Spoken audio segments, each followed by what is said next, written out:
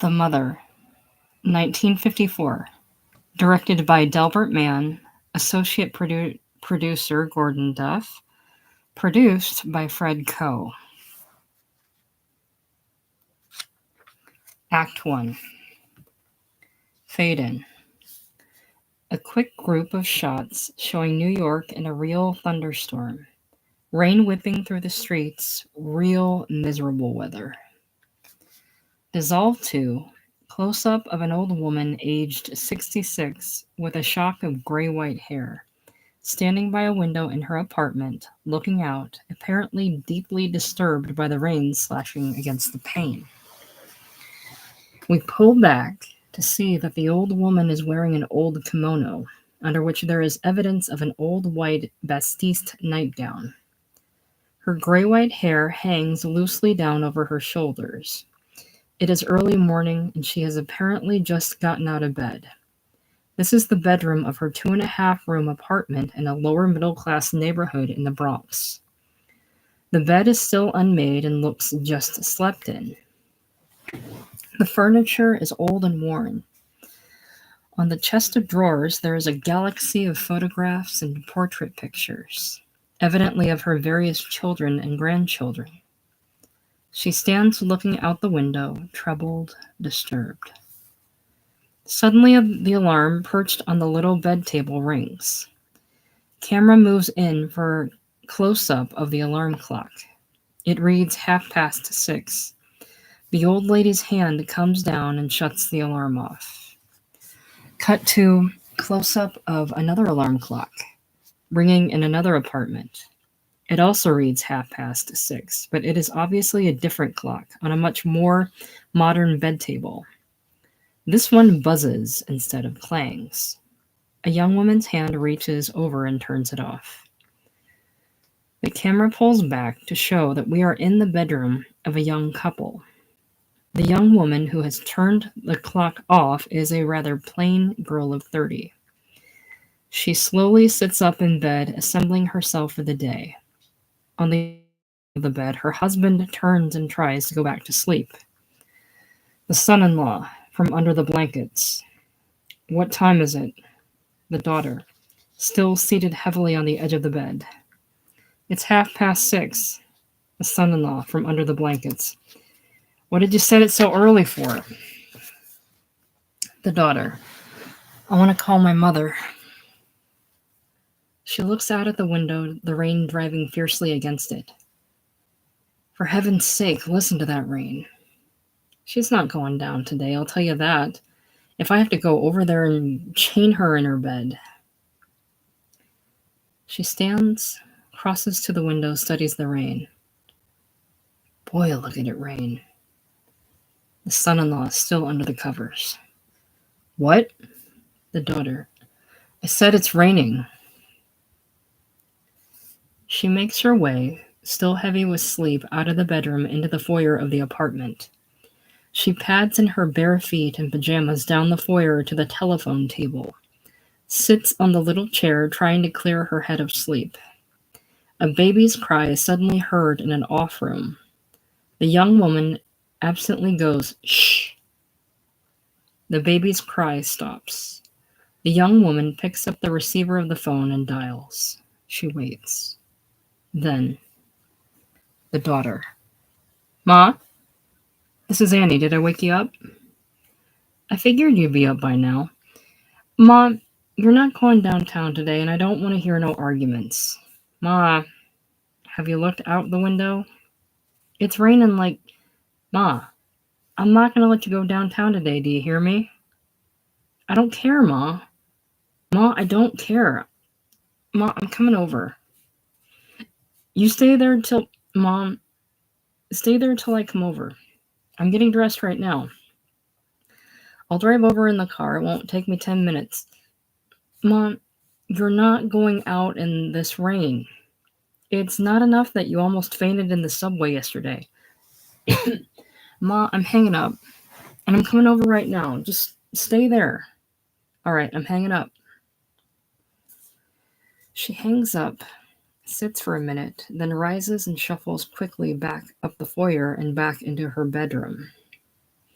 She disappears into the bathroom, unbuttoning the blouse of her pajamas. She leaves the bathroom door open, and a shaft of light suddenly shoots out into the dark bedroom. The son-in-law, awake now, his head visible over the covers. Did you talk to her? The daughter, off in bathroom. Yeah, she was all practically ready to leave. The son-in-law. Look, Annie, I don't want to tell you how to treat your own mother, but why don't you leave her alone? It's obviously very important to her to get a job for herself. She wants to support herself. She doesn't want to be a burden on her children. I respect her for that. An old lady 66 years old going out and looking for work. I think that shows a lot of guts. The daughter comes out of the bathroom.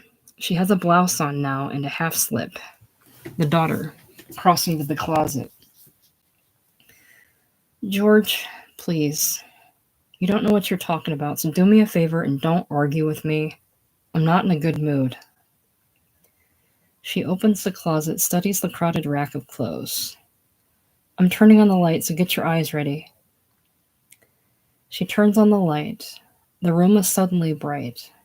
She blinks and pokes in the closet for a skirt, which she finally extracts. My mother worked like a dog all her life, and she's not going to spend the rest of her life bent over a sewing machine. She slips into the skirt. She had one of her attacks in the subway yesterday. I was never so scared in my life when that cop called yesterday. She's standing in front of her mirror now, hastily arranging her hair. My mother worked like a dog to raise me and my brother and my sister. She worked in my old man's grocery store till 12 o'clock at night. We owe her a little peace of mind, my brother and my sister and me. She sacrificed plenty for us in her time. She's back at the closet fishing for her top coat. And I want her to move out of that apartment. I don't want her living alone. I want her to come live here with us, George. And I don't want any more arguments about that either. We can move Tommy in with the baby and she can have Tommy's room. And that reminds me, the baby cried for a minute there. If she cries again, give her her milk because she went to sleep without her milk last night. She has her top coat on now and is already at the door to the foyer. All right, I'll probably be back in time to make you breakfast. Have you got the keys to the car? She nervously pats the pocket of her coat. No, I got them. All right, I'll see ya. Goodbye, George. She goes out into the foyer, the son-in-law. Goodbye, Annie. Off in some other room, the baby begins to cry again, a little more insistently. The husband raises his eyebrows and listens for a moment. When it becomes apparent that the baby isn't going to stop, he sighs and begins to get out of bed. Dissolved to the old lady standing by the window again. She is fully dressed now, even to the black coat and hat. The coat is unbuttoned. For the first time, we may be aware of a black silk mourning band that the old lady has about the sleeve of her coat. Outside, the rain has abated considerably. It is drizzling lightly now. The old lady turns to her daughter, standing at the other end of the bedroom, brushing the rain from her coat. When the old lady speaks, it is with a mild but distinct Irish flavor. The old lady. It's letting up a bit. The daughter, brushing off her coat. It isn't letting up at all. It's going to stop and start all day long. The old lady starts out of her bedroom, past her daughter, into her living room. The old lady. I'm going to make a bit of coffee for myself and some Rice Krispies. Would you like a cup? The daughter turns and starts into the living room ahead of her mother. The daughter. I'll make it for you. The old lady. You won't make it for me. I'll make it for myself. I'll make it myself. She crowds past the daughter and goes to the kitchen. At the kitchen doorway, she turns and surveys her daughter. The old lady. Annie, you know you can drive somebody crazy. Do you know that? The daughter. I can drive somebody crazy? You're the one who can drive somebody crazy. The old lady.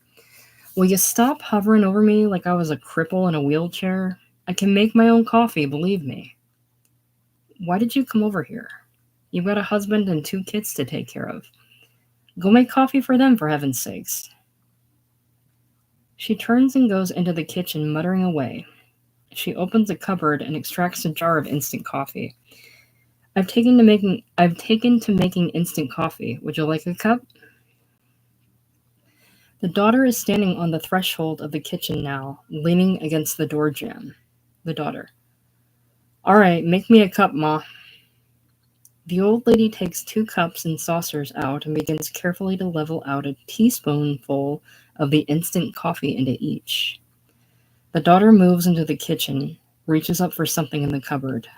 The daughter. Where do you keep your saccharin, Ma? The old lady wheels and slaps the daughter's outstretched arms down. The old lady. Annie, I'll get it myself. She points a finger into the living room. Go in there and sit down, will ya? I'll bring the cup into you. The daughter leans back against the door jamb, a little exasperated with the old lady's petulant independence. The old lady now takes an old teapot and sets it on the stove and lights a flame under it. The old lady. You can drive me to the subway if you want to do something for me. The daughter. Ma, you're not going downtown today. The old lady. I want to get down there extra early today, and on the off chance that they haven't given the job to someone else. What did I do with that card from the New York State Employment Service? She shuffles out of the kitchen, the daughter moving out of the doorway to give her passage. The old lady goes to the table in the living room on which sits her battered black purse. She opens it and takes out a card. The old lady. I don't want to lose that. She puts the white card back into her purse. I'm pretty sure I could have held on to this job because the chap at the employment service called up the boss, you see, over the phone. And he explained to the man that I hadn't worked in quite a number of years. The daughter, muttering, quite a number of years, the old lady, and that I'd need a day or so to get used to the machines again. The daughter. Did the chap at the employment service explain to the boss that it's 40 years you haven't worked?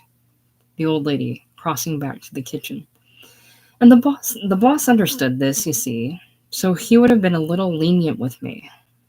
But then, of course, I had to go and faint in the subway because I was in such a hurry to get down there, you know. I didn't even stop to eat my lunch. I had brought along some sandwiches, you see, cheese and tomatoes. Oh, I hope he hasn't given the job to anyone else. The old lady reaches into the cupboard again for a bowl of sugar, an opened box of Rice Krispies, and a bowl. The daughter watches her as she turns to the refrigerator to get out a container of milk. The daughter. Ma, when are you going to give up? The old lady frowns. The old lady. Annie, please. She pours some Rice Krispies into the bowl. The daughter. Ma, you've been trying for 3 weeks now. If you get a job, you get fired before the day is over. You're too old, Ma, and they don't want to hire old people. The old lady. It's not the age. The daughter. They don't want to hire white-haired old ladies. The old lady. It's not the age at all. I've seen plenty of old people with white hair and all sitting at those machines. The shop where I almost had that job and he fired me the other day, there was a woman there 80 years old as she was a day. An old crone of a woman sitting there all bent over her machine humming away. The chap at the employment service said there's a lot of elderly people working in the needle trades. The young people nowadays don't want to work for $35, $40 a week. And there's a lot of old people working in the needle trades. The daughter. Well, whatever it is, Ma. The old lady leaning to her daughter. It's my fingers. I'm not sure of them anymore. When you get old, you know, you lose the sureness in your fingers. My eyes are all right, but my fingers tremble a lot. I get very excited, you know. When I go in for a tryout, you know, and I'll go in, you know, and the boss will say, sit down, let's see what you and I get so excited, and my heart begins thumping so that I can hardly see to thread the needle. And they stand right over you, while you're working. They give you a packet of sleeves or a skirt or something to put a hem on, or a seam or something. It's simple work, really, single needle machine, nothing fancy. And it seems to me I do all right, but they fire me all the time. They say, "You're too slow." And I'm working as fast as I can. I think perhaps I've lost the ability in my fingers. And that's what scares me the most. It's not the age. I've seen plenty of old women working in the shops. She has begun to pour some milk into her bowl of cereal, but she stops now and just stands, staring bleakly down at the worn oilcloth on her cupboard. The daughter, gently. "Ma, you worked all your life. Why don't you take it easy?" The old lady. "I don't want to take it easy. Now that your father's dead and in the grave, I don't know what to do with myself." The daughter. "Why don't you go out? Sit in the park, get a little sun like the other old women." The old lady. "I sit around here sometimes, going crazy. We had a lot of fights in our time, your father and I. But I must admit, I miss him badly. You can't live with someone 41 years and not miss him when he's dead. I'm glad that he died, for his own sake. It may sound hard of me to say that, but I am glad. He was in nothing but pain the last few months, and he was a man who could never stand pain. Oh, but I do miss him." The daughter, gently. "Ma, why don't you come live with George and me?" The old lady. No, Annie, you're a good daughter." The daughter. "We'll move Tommy into the baby's room, and you can have Tommy's room. It's the nicest room in the apartment. It gets all the sun." The old lady. "I have wonderful children. I thank God every night for that. The daughter. Ma, I don't like you living here alone." The old lady. "Annie, I've been living in this house for 8 years, and I know all the neighbors and the store people, and if I lived with you, I'd be a stranger." The daughter. "There's plenty of old people in my neighborhood. You'll make friends." The old lady. "Annie, you're a good daughter, but I want to keep my own home. I want to pay my own rent. I don't want to be some old lady living with her children. If I can't take care of myself, I'd just as soon be in the grave with your father.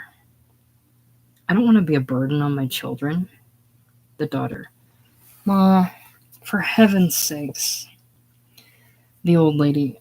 "More than anything else, I don't want to be a burden on my children. I pray to God every night to let me keep my health and my strength so that I won't have to be a burden on my children." The teapot suddenly hisses. The old lady looks up. "Annie, the pot is boiling. Would you pour the water in the cups?" The daughter moves to the stove. The old lady, much of her ginger seemingly sapped out of her, shuffles into the living room. She perches on the edge of one of the wooden chairs. The old lady. "I've been getting some pains in my shoulder the last week or so. I had the electric heating pad on practically the whole night." She looks up toward the windows again. "It's starting to rain a little harder again. Maybe I won't go downtown today after all. Maybe, if it clears up a bit, I'll go out and sit in the park and get some sun." In the kitchen, the daughter pours the boiling water into each cup, stirs. The daughter, to her mother off in the living room. "Is this all you're eating for breakfast, Ma? Let me make you something else." Dissolved to a park bench. The old lady and 2 other old ladies are seated, all bundled up in their cheap cloth coats with the worn fur collars. The second old lady is also Irish. Her name is Mrs. Geoghegan. The third old lady is possibly Jewish. certainly a New Yorker by intonation. Her name is Mrs. Klein. The rain has stopped. It is a clear, bright, sunny March morning. The old lady.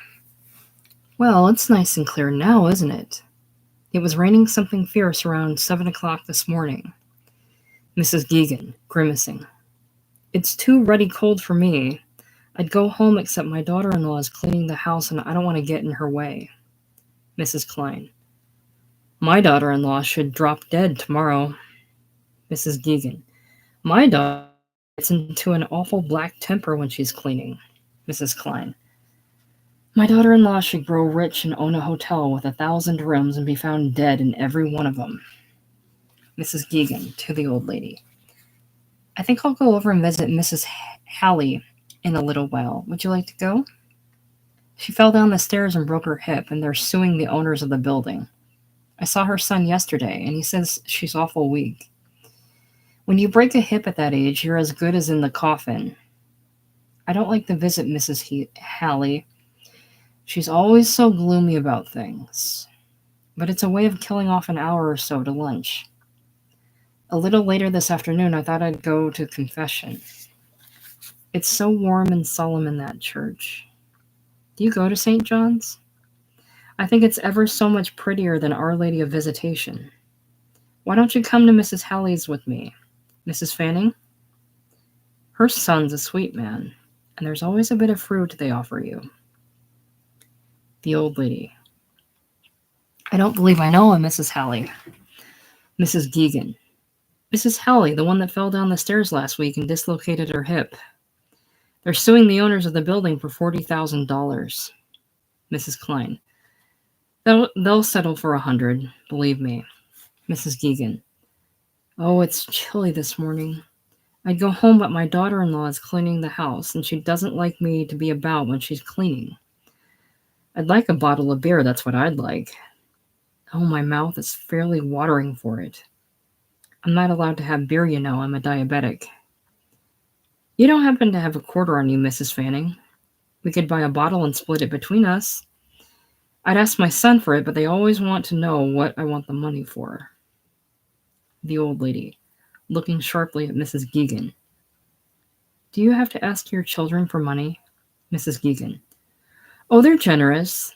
They always give me whenever I ask, but I'm not allowed to have beer, you see. And they wouldn't give me the 25 cents for that. What do I need money for anyway? Go to the movies? I haven't been to the movies in more than a year, I think. I just like $1 every now and then for an offering at Mass. Do you go to 7 o'clock novena, Mrs. Fanning? It's a good way to spend an hour, I think. The old lady. Is that what you do with your day, Mrs. Geegan? Visit dying old ladies and go to confession? Mrs. Geegan. Well, I like to stay in the house a lot watching television. There's ever so much fun on television in the afternoons with the kiddie shows and a lot of dancing and Kate Smith and shows like that. But my daughter-in-law is cleaning up today and she doesn't like me around in the house when she's cleaning. So I come out a bit early to sit in the park. The old lady regards Mrs. Geegan for a long moment. Mrs. Klein. My daughter-in-law, she should invest all her money in General Motors stock, and they should go bankrupt. A pause settles over the three old ladies. They just sit, huddled, their cheeks pressed into the fur of their collars. After a moment, the old lady shivers noticeably. The old lady.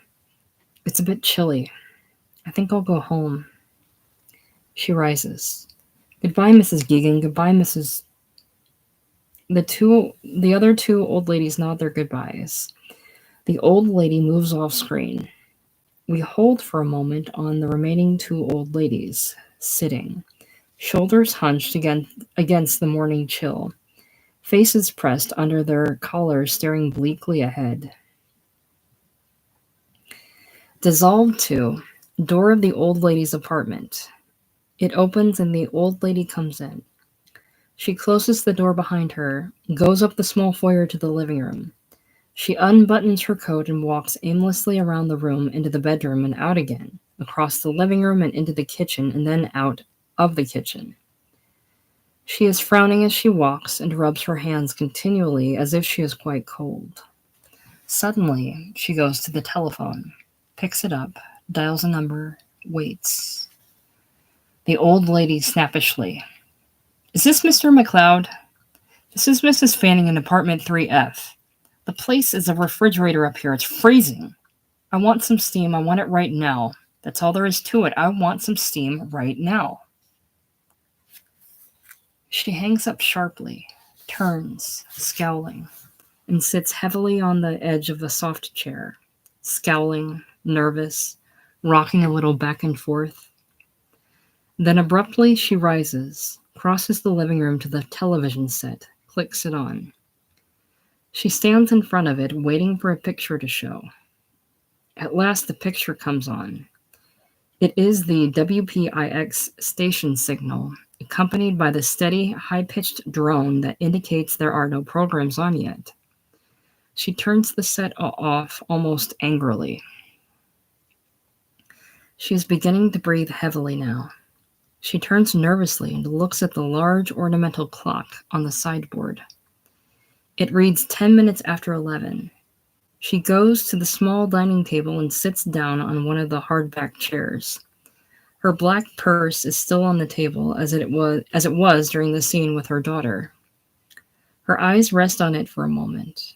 Then she reaches over, opens the purse, and takes out the white employment card. She looks at it briefly, expressionlessly. Then she returns it to the purse and reclasps the purse. Again, she sits for a moment, rigid, expressionless.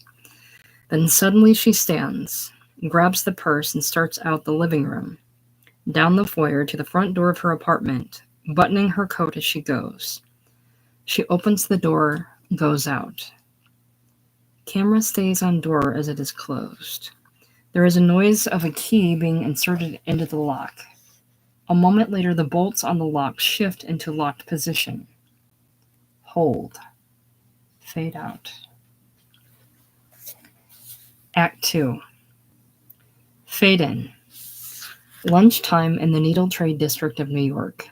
A quick montage of shots of the streets jammed with traffic, trucks, and working people hurrying to the dense little luncheonettes for their lunch.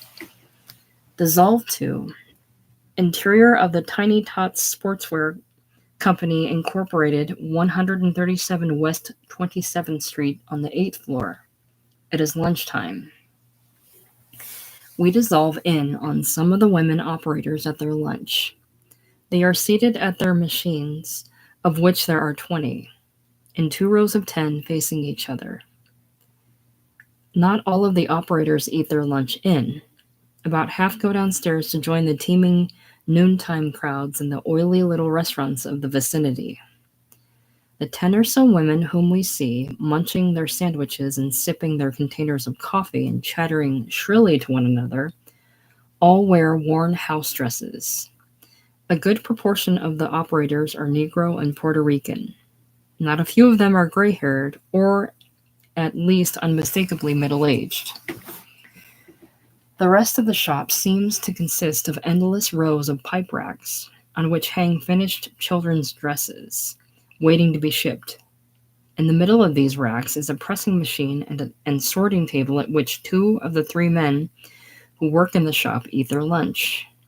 At the far end of the loft, in a corner so dark that a light must always be on over it, is an old battered roll-top desk at which sits the bookkeeper, an angular woman of 35, differentiated from the hand workers in that she wears a clean dress. Nearby is the boss, a man in his 30s. He is bent over a machine, working on it with a screwdriver.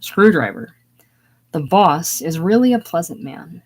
He works under the illusion, however, that gruffness is a requisite quality of an executive. Somehow, a tortured passageway has been worked out between the racks leading to the elevator doors. It is the only visible exit and entrance to the loft. As we look at these doors, there is a growling whirring and clanging announcing the arrival of the elevator. The doors slide reluctantly open and the old lady enters the shop. The elevator doors slide closed behind her. She stands surrounded by pipe racks, a little apprehensive. The arrival of the elevator has caused some of the people to look up briefly. The old lady goes to the presser, a Puerto Rican. The old lady. Excuse me, I'm looking for the boss.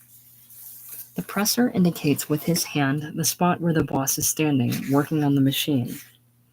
The old lady picks her way through the cluttered pipe racks to the bookkeeper, who looks up at her approach. The boss also looks up briefly at her approach, but goes back to his work.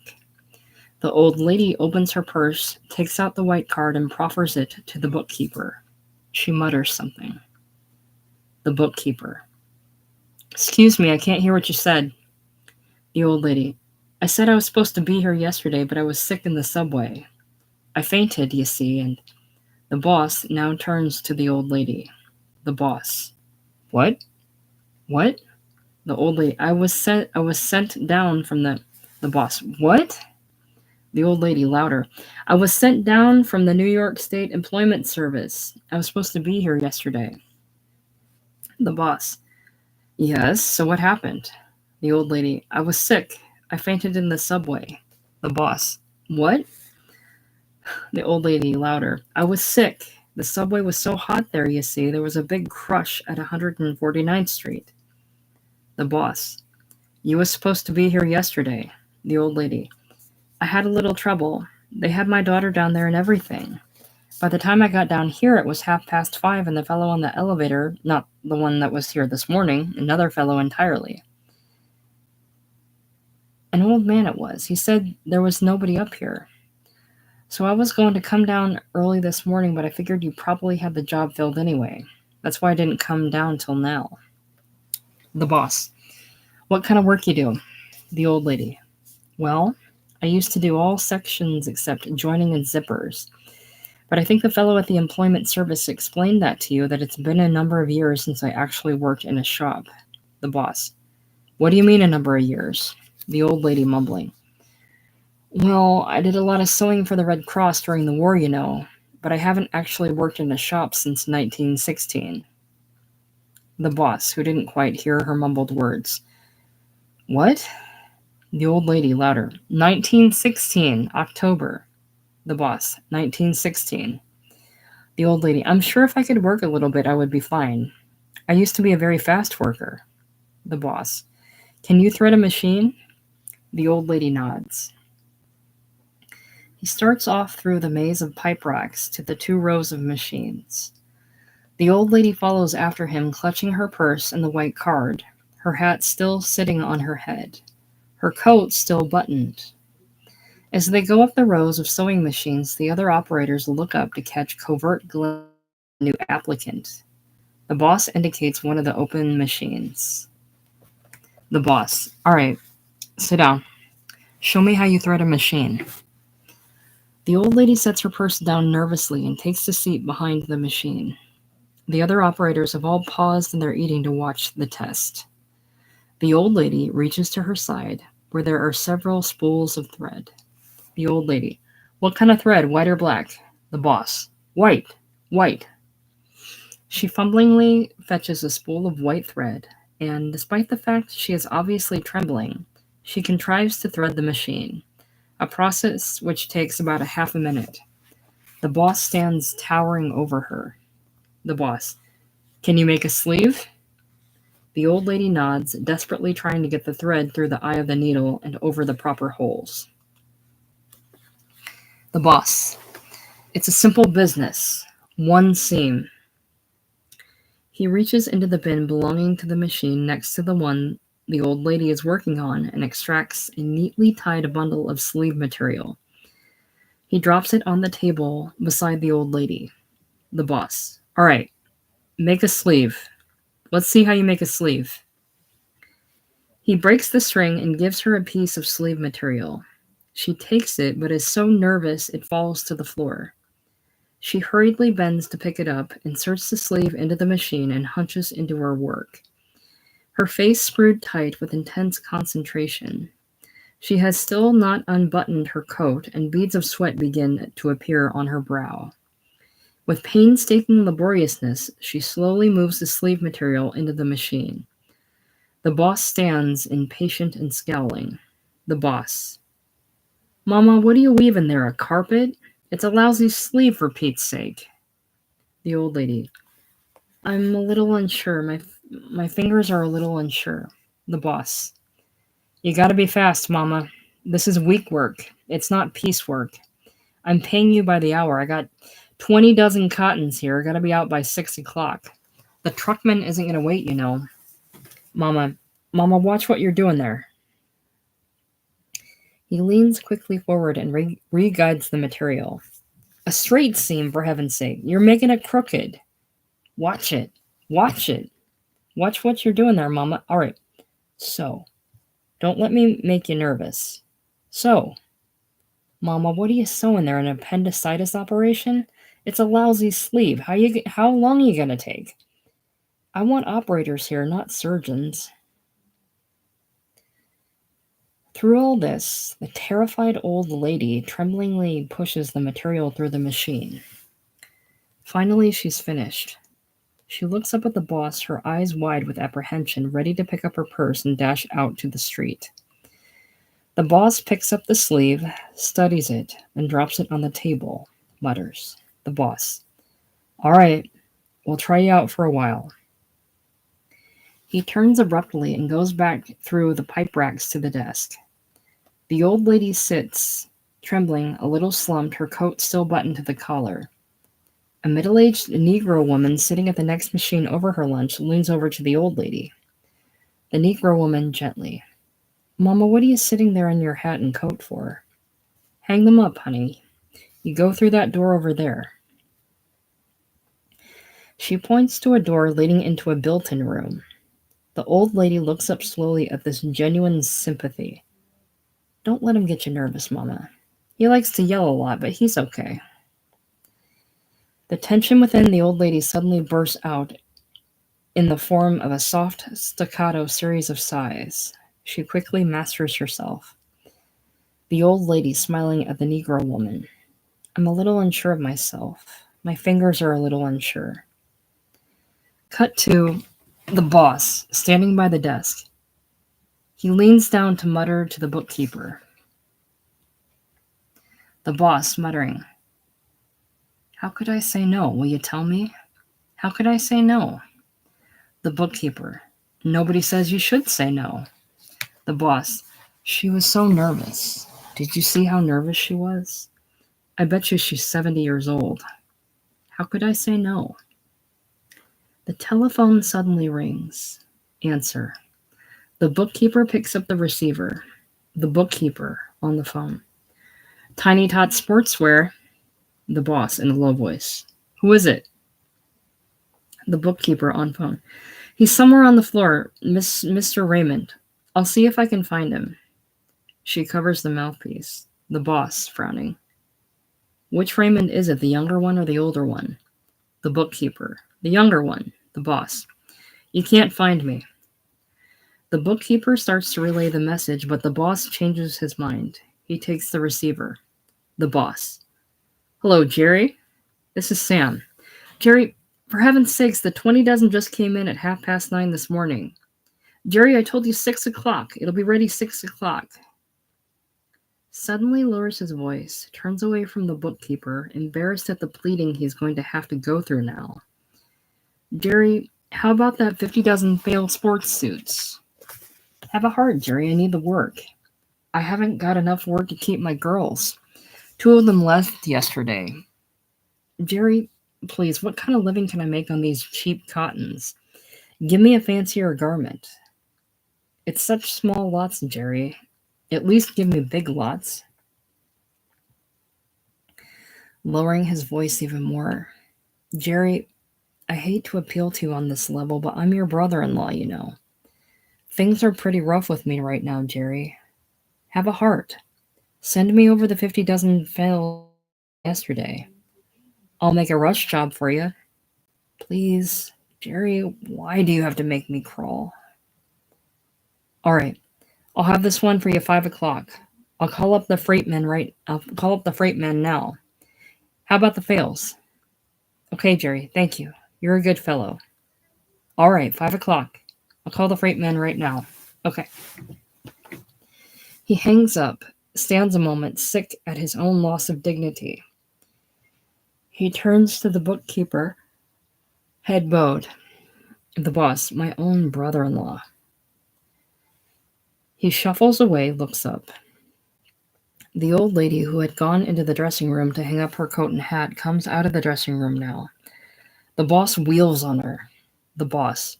What's the matter with you? I left you a bundle of sleeves there. You're not even in the shop 5 minutes and you walk around like you own the place. He wheels to the other operators. All right, come on. What are you sitting there? Rush job, let's go. 5 o'clock, the freight man's coming. Let's go. Cut to the bedroom of the daughters and the son-in-law's apartment. The bed has been made, the room cleaned up. The blinds have been drawn open and the light is nice and the room is nice and bright. The son-in-law sits on one of the straight back chairs, slumped a little, surly scowling. The daughter sits erectly on the bed, her back to her husband, likewise scowling. Apparently, angry words have been passed between them. The doorbell buzzes off. Neither of them move for a moment. Then the daughter rises. At her move, the son-in-law begins to gather himself together. The son-in-law. I'll get it. The daughter moves, in sullen, quick silence, past him and out into the foyer.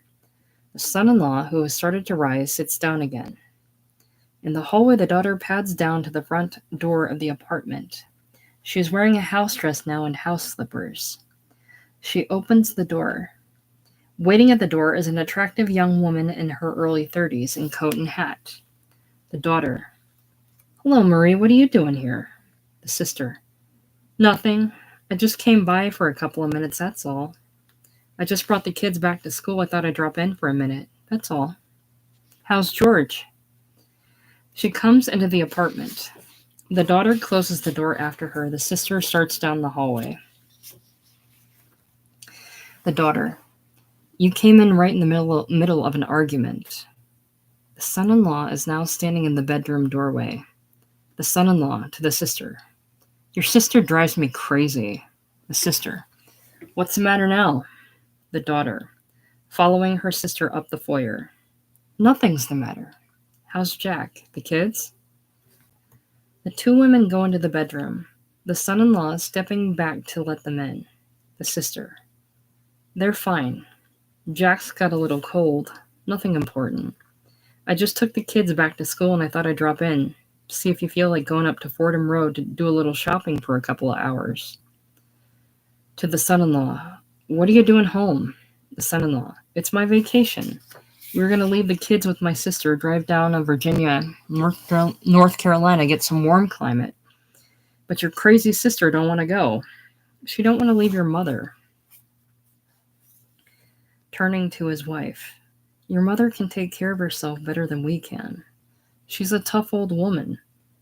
How many vacations do you think I get a year? I don't want to sit in New York for 2 weeks watching it rain. The sister. Go ahead, Annie. Me and Frank will see that Mom's all right. The daughter. Sure, you and Frank.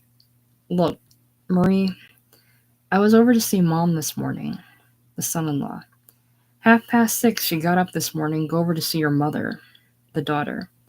After what happened yesterday, I decided to put my foot down. Because Mom got no business at her age riding up and down in the subways. You know how packed they are. Anyway, I called Mom on the phone and she gave me the usual arguments. You know Mom. So anyway, I went over to see her and she was very depressed. We talked for about a half an hour and she's told me she's been feeling very depressed lately. It's no good, Mom, living there alone. And you know it, Marie. Anyway, I think I finally convinced her to move out of there and come and live over here. The son-in-law. You didn't convince me. The daughter. George, please. The son-in-law. Look, Annie, I like your mother. We get along fine. We go over visit her once, twice a week, fine. What I like about her is that she doesn't hang all over you like my mother does. The daughter. This is the only thing I ever asked you in our whole marriage. The son-in-law. This is just begging for trouble. You know that in the bottom of your heart. The daughter. I don't want to argue any more about it. The sister. Look, Annie, I think George is right. I think. The daughter suddenly wheels on her sister, a long repressed fury trembling out of her. The daughter, literally screaming, "You keep out of this. You hear me? You never cared about Ma in your whole life. How many times you been over there this week? How many times? I go over every day. Every day, and I go over in the evenings too sometimes."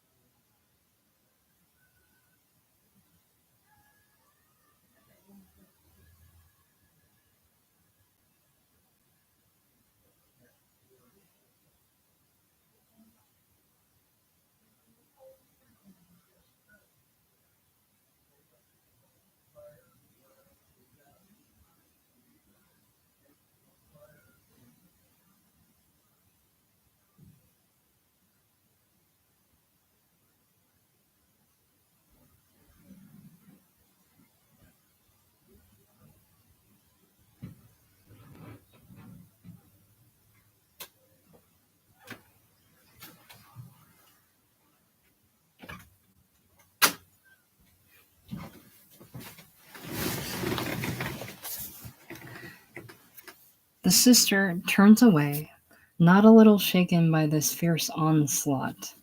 The daughter sits down on the bed again, her back to both her husband and sister, herself confused by the ferocity of her outburst.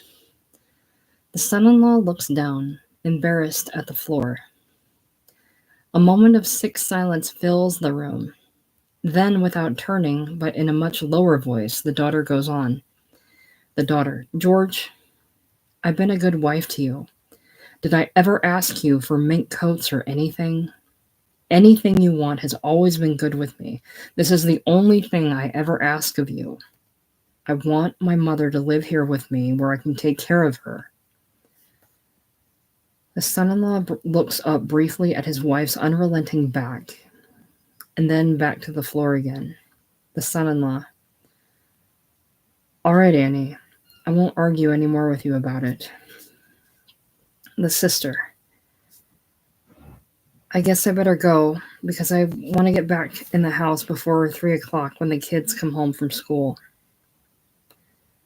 Nobody says anything, so she starts for the door. The son-in-law, from his sitting position, looks up briefly at her as she passes, but she avoids his eyes. He stands, follows her out into the foyer. They proceed silently down the foyer to the doorway. Here they pause a minute. The scene is conducted in low, intense whispers. The son-in-law. She don't mean nothing, Marie, you know that. The sister. I know. The son-in-law. She's a wonderful person. She'd get up at 3 o'clock in the morning for you. There's nothing she wouldn't do for her family. The sister. I know, George. I know Annie better than you know her. When she's sweet, she can be the sweetest person in the world. She's my kid's sister, but many's the time I came to her to do a little crying. But she's going to kill my mother with all her sacrifices. She's trying to take away my mother's independence. My mother's been on her own all her life. That's the only way she knows how to live. I went over to see my mother yesterday. She was depressed. It broke my heart because I told Jack, I said, I think my mother's beginning to give up. My mother used to be so sure of herself all the time. And yesterday she was talking there about how maybe she thinks she is getting a little old to work. It depressed me for the rest of the day. The son-in-law. Marie, you know that I really like your mother. If I thought it would work out at all, I would have no objection to her coming to live here. But the walls in this place are made out of paper. You can hear everything that goes on in the next room. And sister, it's a big mistake if she comes here. She'll just dry up into bones inside a year. The son-in-law. Tell that to Annie. Would you do that for me, please? Sister. You can't tell Annie nothing. Annie was born at a wrong time. The doctor told my mother she was going to die if she had Annie, and my mother has been scared of Annie ever since. And if Annie thinks she's going to get my mother to love her with all these sacrifices, she's crazy. My mother's favorite was always our big brother Frank, and Annie's been jealous of him as long as I know. I remember one time when we were in St. John's School on Daly Avenue. I think Annie was about 10 years old, and look, I better go. I'm not mad at Annie. She's been like this as long as I know her. She opens the door. She's doing the worst thing for my mother. Absolutely the worst thing. I'll see you, George. The son-in-law. I'll see you. The sister goes out, closing the door after her. The son-in-law stands a moment. Then, frowning, he moves back up the foyer to the bedroom. His wife is still seated as we last saw her, her back to the door, her hands in her lap, slumped a little, but with an air of rigid stubbornness about her. The son-in-law regards her for a moment, and he moves around the bed and sits down beside his wife. He puts his arm around her and pulls her to him. She rests her head on his chest. They sit silently for a moment. Dissolved to interior, the shop. The full complement of working operators are there, all hunched over their machines, and the place is a picture of industry. The women chatter shrilly with each other as they work. A radio plays in the background. Occasionally, one of the operators lifts her head and bellows out, "Work! Work! Jessica, give me some work!" The bookkeeper, Jessica, scurries back and forth from her desk to the sorting table, where she picks up small cartons of materials, bringing them to the operators and back to her desk. Dissolved to the old lady and her immediate neighbor, the Negro woman, both bent over their machines sewing away. The motors hum. The two women move their materials under the plunging needles. The old lady hunches, intense and painfully concentrated over her work. They sew in silent industry for a moment. Then, the old lady, without daring to look up from her work. "I'm getting the feel back, you know." The Negro woman, likewise without looking up. "Sure, you're going to be all right, Mama." The old lady. "I used to be considered a very fast operator. I used to work on the Lower East Side in those sweatshops, you know, $6 a week. But I quit in October 1916 because I got married, and in those days, you know, It was a terrible disgrace for a married woman to work. So I quit. Not that we had the money. My husband was a house painter when we got married, which is seasonal work at best, and he had to borrow the money to go to Atlantic City for 3 days. That was our honeymoon. They lapsed into silence. A woman's shrill voice from farther down the row of machines calls out, "Work! Hey, Jessica, bring me some work." The two women sew silently, then the old lady. "I got a feeling he's going to keep me on here. The boss, I mean. He seems like a nice enough man." The Negro woman. "He's nervous, but he's all right." The old lady. "I've been looking for almost 4 weeks, you know. My husband died a little more than a month ago." The Negro woman. "My husband died 18 years ago." The old lady. "He was a very sick man all his life. Lead poisoning, you know, from the paints. He had to quit the trade after a while, went into the retail grocery business. He was 67 when he died, and I wonder he lived this long. In his last years, the circulation of the blood in his legs was so bad he could hardly walk to the corner." The Negro woman. "My big trouble is arthritis. I got terrible pains in my arms and in my shoulders sometimes." The old lady. "Oh, I've been getting a lot of pains in my back, in between my shoulder blades." The Negro woman. That's gallbladder." The old woman. "Is that what that is?" The Negro woman. "I had that. When you get to our age, Mrs. Fanny, you gotta expect the bones to rebel." The old woman. "Well, now, you're not such an old woman." The Negro woman. "How old do you think I am?" The old lady.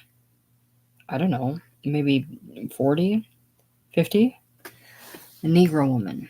"I'm 68 years old." For the first time, the old lady looks up. She pauses in her work. The old lady. "I wouldn't believe you were 68. The Negro woman. "I'm 68. I got more white hair than you have, but I dye it. You ought to dye your hair too. Just go in the 5 and 10, pick up some kind of hair dye. Because most people don't like to hire old people with white hair. My children don't want me to work no more, but I'm going to work until I die. How old do you think that old Greek woman over there is?" The old lady. "How old?" The Negro woman. "She's 69. She's got a son who's a big doctor. She won't quit working neither. I like working here. I come in here in the morning, punch the clock. I'm friends with all these women. You see that little Jewish lady down there? That's the funniest little woman I ever met. You get her to tell you some of her jokes during lunch sometime. She gets me laughing sometimes I can hardly stop. What do I want to sit around in my dirty old room for when I got that little Jewish woman there to tell me jokes all day? That's what I tell my children." The old lady turns back to her sewing. The old lady. "Oh, I'd like to hear a couple of jokes." At this moment, there was a small burst of high-pitched laughter from farther down the rows of machines. Camera cuts to a long shot of the rows of operators, singling out a group of 3 Puerto Rican girls in their 20s. One of them has apparently just said something that made the other 2 laugh. A 4th Puerto Rican girl across the table and up from them calls to them in Spanish. "What happened? What was so funny?" The Puerto Rican girl who made the others laugh answers in a quick patter of high-pitched Spanish. A sudden gust of laughter sweeps all the Puerto Rican girls at the machines. Another woman calls out, "What'd she say?" One of the Puerto Rican girls answers in broken English. The Puerto Rican girl. "She said 3 weeks ago she made a mistake. Sewed the belts on a dress backward. Nobody found out.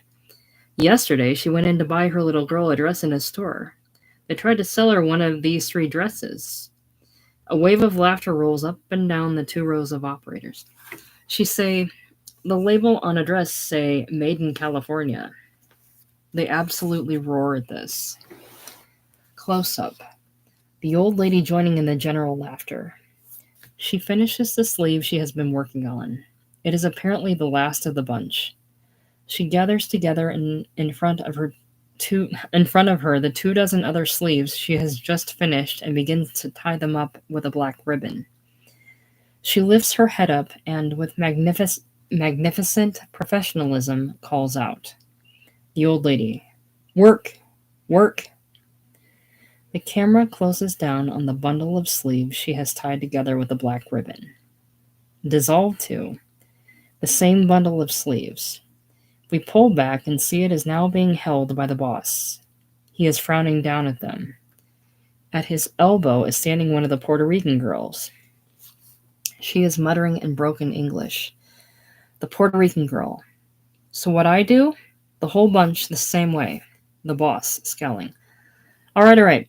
Cut them open, re-sew the whole bunch. The Puerto Rican girl. Cut? I didn't do. I can't cut sew 5 o'clock the truck, man. I gotta sew them on the blouse. Take 2 hours. The boss. All right. Cut them open, sew them up again. The girl takes the bundle of sleeves and shuffles away. The boss turns, suddenly deeply weary. He goes to the desk. The boss, to the bookkeeper. The old lady come in today. She sewed all the sleeves for the left hand. She didn't make any rights. All lefts. The bookkeeper. So what are you going to do? It's 4:30. The boss. Call up Raymond for me. The bookkeeper picks up the phone receiver, dials. The boss looks up and through the pipe racks at the old lady, sitting hunched and intense over her machine, working with concentrated meticulousness. The boss's attention is called back to the phone by the bookkeeper. He takes the phone from her. The boss, in a low voice. Jerry, this is Sam. Listen, I can't give you the whole 20 dozen at 5 o'clock. All right, wait a minute. Wait a minute. I got 15 dozen on the racks now. Jerry, please. I got a new operator in today. She sewed 5 dozen sleeves, all left-handed. We're going to have to cut the seams open and re-sew them. Look, Jerry, I'm sorry. What do you want from me? I can get it for you by 6. Jerry, I'll pay the extra freight fee myself. Jerry, listen, Jerry, how about those 50 dozen fail sports suits? This doesn't change your mind, does it? Jerry, it's an accident. It could happen to anyone. A fury begins to take hold of the boss. Look, Jerry, you promised me the 50 dozen Jerry, you know what you can do with those 50 dozen fails? You think I'm going to crawl on my knees to you? He's shouting now. Every head in the shop begins to look up. You're a miserable human being, you hear that? I'd rather go bankrupt than ask you for another order, and don't come over to my house no more, you hear? I ain't going to crawl to you hear me? I ain't going to crawl to you. He slams the receiver down, stands, his chest heaving, his face flushed. He looks down at the bookkeeper, his fury still high. The boss. Fire her. Fire her. Fire her. He stands, the years of accumulated humiliation and resentment flooding out of him. Fade out. Act 3. Fade in. Interior of a subway car heading north to the Bronx during the rush hour. Absolutely jam-packed. The camera manages to work its way through the dense crowd to settle on the old lady, seated in her black coat and hat, her hands folded in her lap, her old purse dangling from her wrist. She is staring bleakly straight ahead of herself as if in another world.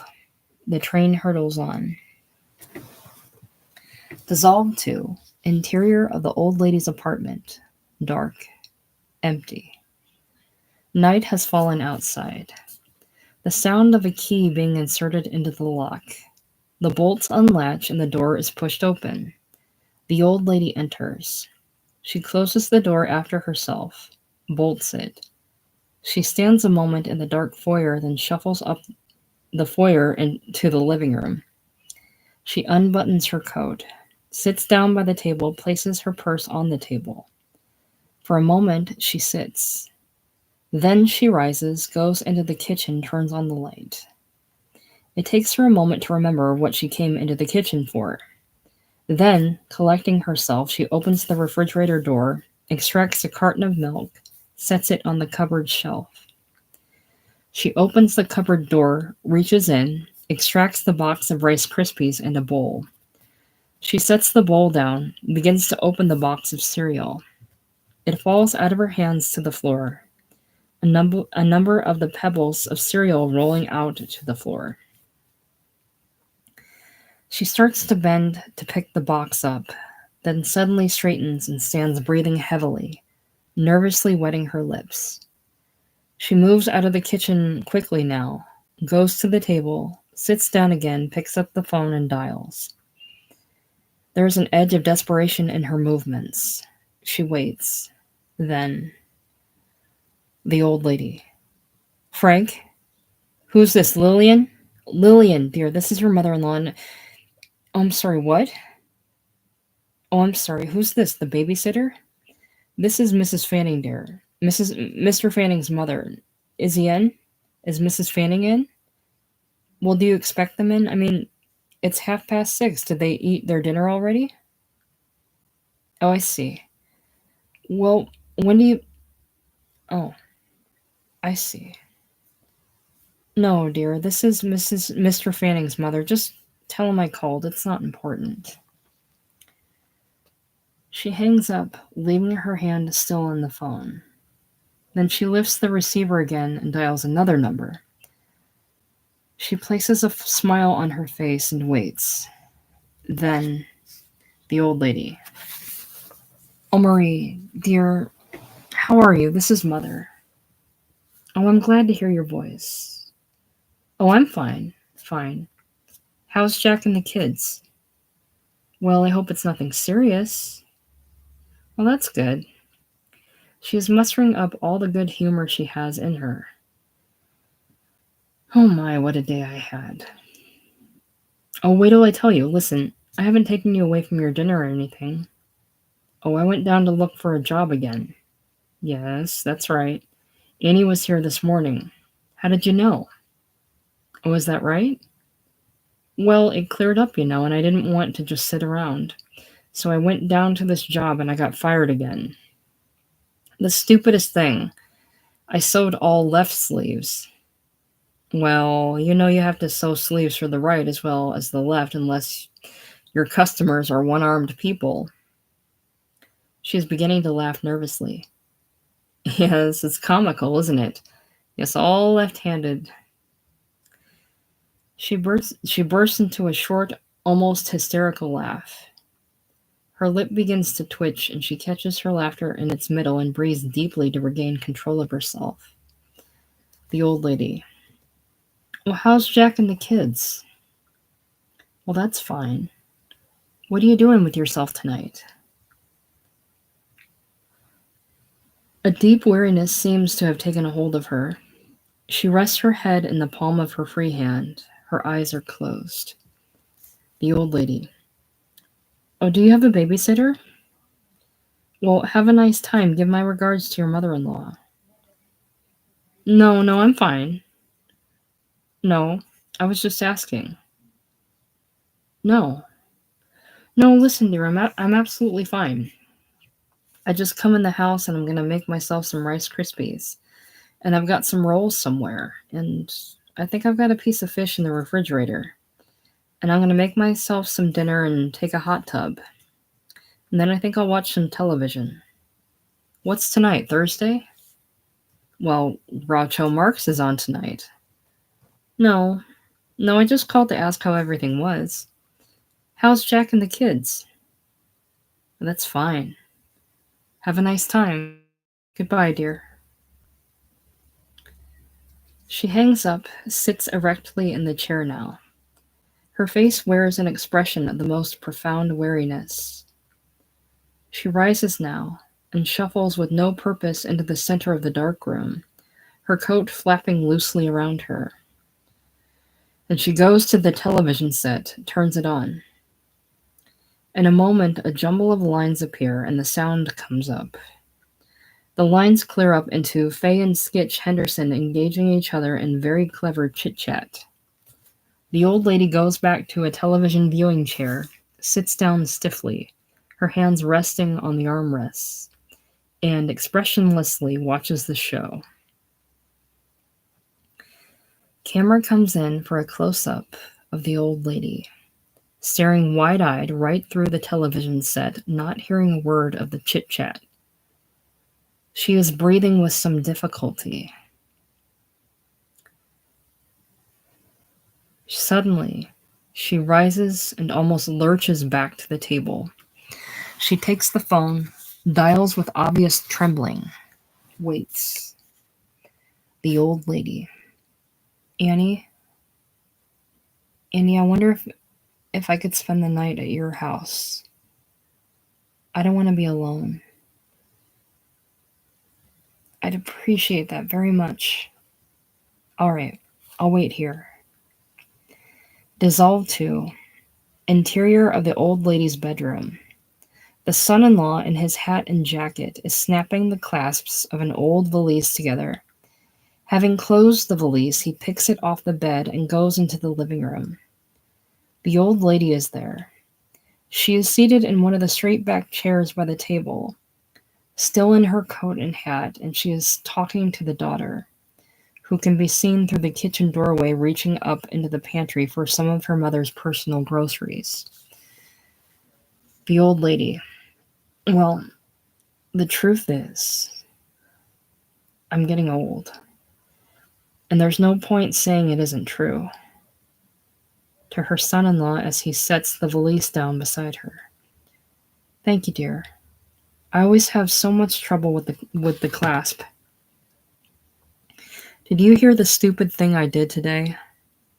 I sewed all left-handed sleeves. That's the mark of a wandering mind, a sure sign of age. I'm sorry, George, to put you all to this inconvenience. The son-in-law. Don't be silly, Mom. Always glad to have you. The old lady. Annie, dear, what are you looking for? The daughter in the kitchen. Your saccharin? The old lady. It's on the lower shelf, dear. This isn't going to be permanent, George. I'll just stay with you a little while till I get a room somewheres with some other old woman. The daughter in the kitchen doorway. Ma, you're going to stay with us, so for heaven's sakes, let's not have no more arguments. The old lady. What do we do with my furniture? Annie, don't you want the china closet? The daughter. No, Ma, we haven't got any room for it. The old lady. It's such a good-looking piece. What we have to do is to get Jack and Marie and Frank and Lily and all of us together, and we'll divide among the three of you whatever you want. I've got that fine set of silver. Well, it's not the best, of course, silver plate. You know, it's older than you are, Annie. To her son-in-law. It was a gift of the girls in my shop when I got married. It's an inexpensive set, but I've shined it every year, and it sparkles. To her daughter in the kitchen. Yes, that's what we'll have to do. We'll have to get all of us together one night, and I'll apportion out whatever I've got. And whatever you don't want, we'll call a furniture dealer. To her son-in-law. Although, what would he pay me for these old things here? To her daughter. Annie, take the china closet. It's such a fine piece. The daughter. Ma, where would we put it? The old lady. Well, take that soft chair there. You always liked that chair. The daughter. Ah. The old lady. There's nothing wrong with it. It's not torn or anything. The upholstery's fine. Your father swore by that chair. He said it was the only chair he could sit in. The daughter. Ma, let's not worry about it now. We'll get together sometime next week with Marie and Lillian. The old lady. I want you to have that chair. I want you to have the chair. Daughter. Ma, well, we got all modern furniture in our house. The old lady. It's not an old chair. We just bought it 6 years ago. No, 7. The daughter. Ma, what do we need the old lady? Annie, I don't want to sell it to a dealer. It's my home. I don't want it to go piece by piece into a second-hand shop. The daughter. Ma, the son-in-law. Annie, we'll take the chair. The daughter. All right, Ma, the chair is ours. The old lady. I know that Lillian likes those lace linens I've got in the cedar chest. And the carpets. Good carpets, Annie. There's no sense in just throwing them out. They're good broadloom. The first good money your father was making, we bought them. When we almost bought that house in Passaic, New Jersey. You ought to remember that, Annie. You were about 7 then.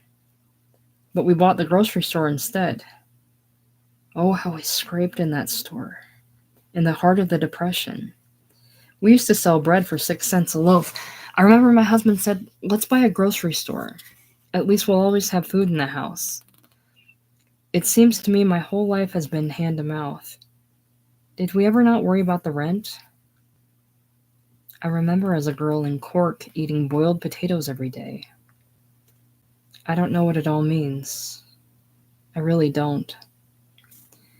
She stares rather abstractedly at her son-in-law. I'm 66 years old and I don't know what the purpose of it all was. Son-in-law. Mrs. Fanning. The old lady. An endless struggle. And for what? For what? She's beginning to cry now.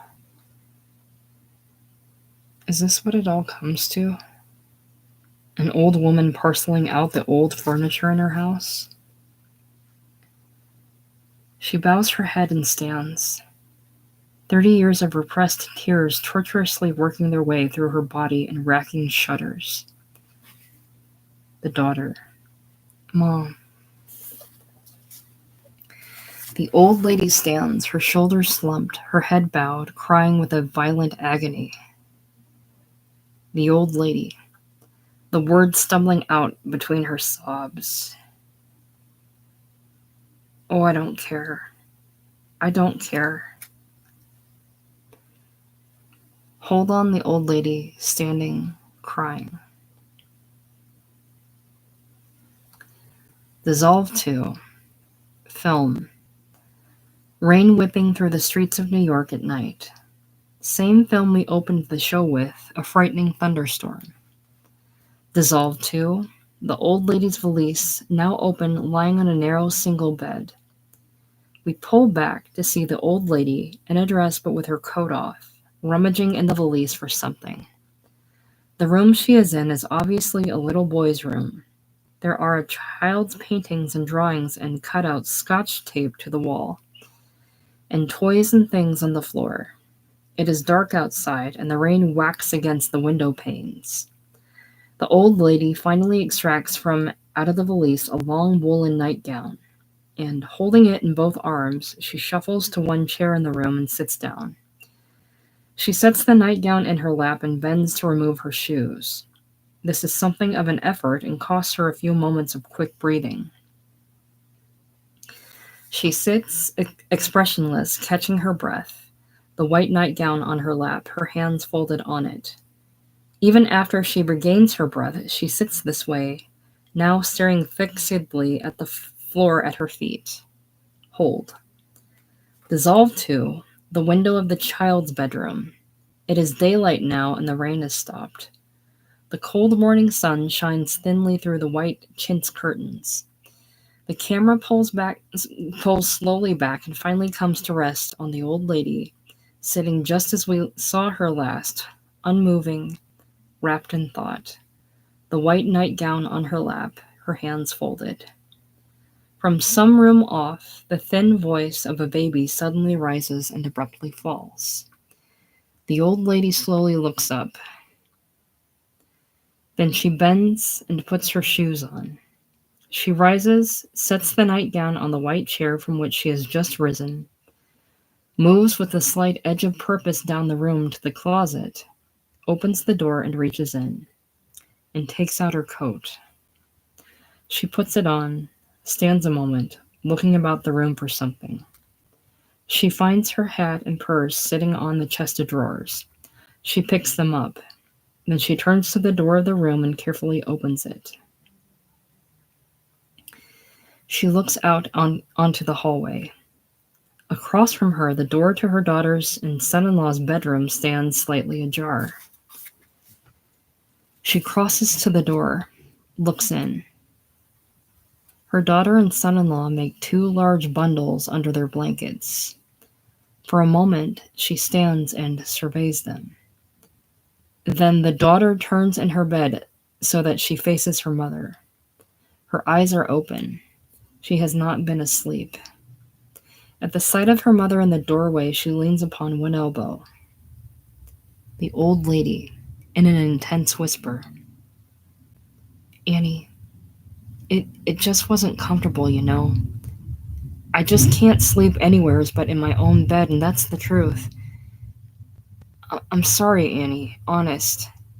You're a fine daughter, and it warms me to know that I'm welcome here. But what'll I do with myself, Annie? What'll I do?" The daughter regards her mother for a moment. The daughter, "Where you going, Ma, with your coat on?" The old lady, "I'm going out and look for a job. And Annie, please don't tell me that everything's against me. I know it." "Well, I'll see you, dear. I didn't mean to wake you up." She turns and disappears from the doorway. The daughter starts quickly from the bed. The daughter, "Ma." She moves quickly across the room to the door of the hallway. She has pajamas. She looks down the hallway, which was fairly dark.